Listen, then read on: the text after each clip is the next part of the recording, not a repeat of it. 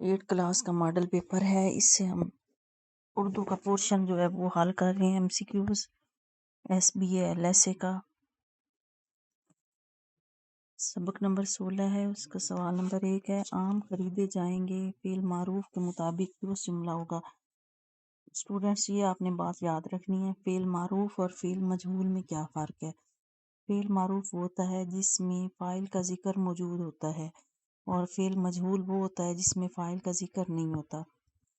اب یہ جملہ عام خریدے جائیں گے، تو اس میں یہ نہیں پتا کہ عام کون خریدے گا، کس نے خریدنے ہیں، تو اس جملے کو یہ فقرہ جو ہے یہ ہے مجہول کا، اس کو آپ نے فعل معروف کے مطابق درست جملے پہ آپ نے ٹک لگانا ہے۔ تو یہاں پہ وہ جملہ درست ہوگا جس میں کوئی فاعل کا ذکر ہوگا، کون خریدے گا، بیوپاری جو ہے وہ عام خریدے گا۔ سوال نمبر 2 ہے، قذافی اسٹیڈیم میں کرکٹ کھیلی گئی۔ اچھا، کرکٹ کھیلی گئی، فعل معروف کے مطابق درست جملہ ہوگا۔ کس نے کھیلی؟ پاکستان نے قذافی اسٹیڈیم میں کرکٹ کھیلی، ٹھیک ہے۔ شادی ہال میں برتن دھوئے جا رہے ہیں، اب یہ نہیں پتا کون دھو رہا ہے، اس لیے یہ جملہ ہے مجہول کا، اس کو ہم نے فعل معروف کے مطابق، اب فعل معروف میں کیا ہے، کون دھو رہا ہے اس کا، بہرے جو ہے وہ شادی ہال میں برتن دھو رہے ہیں، تو یہ معروف کے مطابق درست ہو گیا۔ فعل متعدی کے استعمال والا جملہ ہے، اس نے کل اپنی عمارت پر پرچم لہرایا۔ فعل لازم کیا ہے، وہ نیند سے جاگ چکا ہے، ٹھیک ہے۔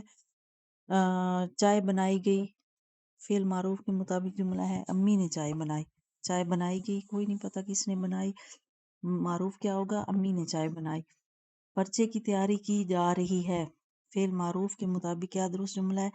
یہ سارے فعل معروف مجہول کے سوال ہیں، یہی فرق یاد رکھیں کہ فعل معروف میں کام کرنے والے کا ذکر ہوتا ہے اور مجہول میں کام کرنے والے کا ذکر نہیں ہوتا۔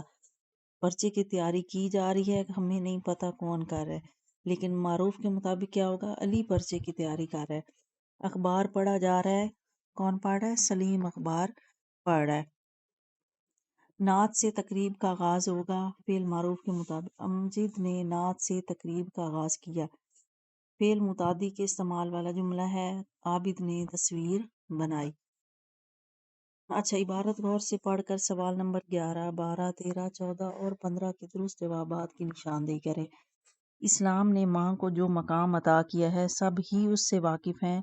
ماں کے قدموں تلے جنت ہونا اس امر کا غماز ہے کہ ماں کو اللہ نے کس قدر بلند مرتبہ عطا فرمایا ہے۔ عورت 3 حیثیتوں میں ہمارے سامنے آتی ہے، ماں، بیٹی اور بیوی۔ اللہ تعالیٰ نے مردوں کو پابند کیا ہے کہ وہ اپنی بیوی کی تمام ضروریات پوری کریں، اس کے نان اور نفقہ کا اپنی حیثیت کے مطابق انتظام کریں، اس سے نرمی اور شفقت سے پیش آئیں۔ اسلام نے یہ بھی حکم دیا ہے کہ بیٹے اور بیٹی میں کسی قسم کا فرق نہ رکھا جائے، ٹھیک ہے۔ یہ سوال ایم سی کیوز ہیں آگے، جو ان کے جوابات اسی عبارت کے مطابق ہم نے تلاش کرنے ہیں۔ اسلام نے مثالی مقام دیا ہے کس کو، ماں کو۔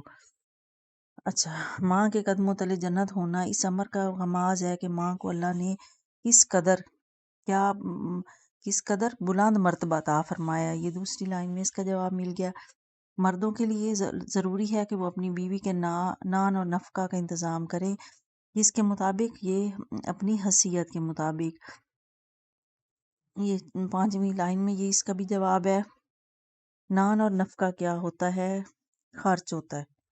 نان اور نفقہ کیا ہوتا ہے، خرچ ہوتا ہے۔ یہاں پہ تو یہ تندوری نان ہے، روغنی نان ہے، نان بائی ہے، یہ سارے غلط ہیں۔